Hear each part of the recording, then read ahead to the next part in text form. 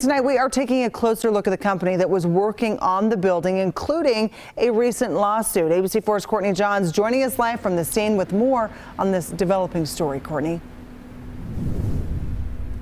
Yeah, Emily, you were talking about the smoke just a second ago, and we can still see it there. It's just incredible. Almost 24 hours after they were called to this fire, and we can still see smoke. As you can see, that red crane working on demolishing the building, and you can see dozens of people just lining up on the street looking at all of that damage. The Salt Lake City Fire Department tells us the construction company is Kier Construction, and after looking over court documents, we found that a neighboring business, The View at Sugar House, has been suing this company since before all of this even happened. Now, according to court documents, the owners of The View say Kier Construction has been blocking some of the roads around the area and damaged parts of their driveway. That complaint then goes on to say Kier placed large piles of dirt as high as 20 feet up, construction debris and equipment across the entire width of their driveway and sidewalk.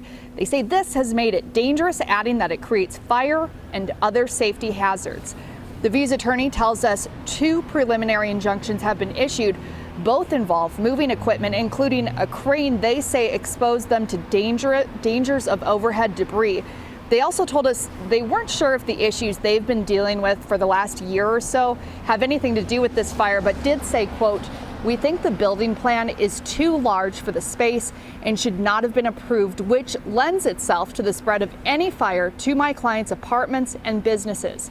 We've also complained about the obstruction of the lanes, which impairs access, including first responders." As for damages, they say they are suing for over $2 million, but they're reevaluating that now because of all the fire and smoke damage. Now, that being said, Salt Lake City Fire Department says they did not receive any complaints about access with construction trying to address this fire over the last 24 hours. We also reached out to Kier Construction, but we have not heard back. Reporting live in Salt Lake City, Courtney Johns, ABC4 News.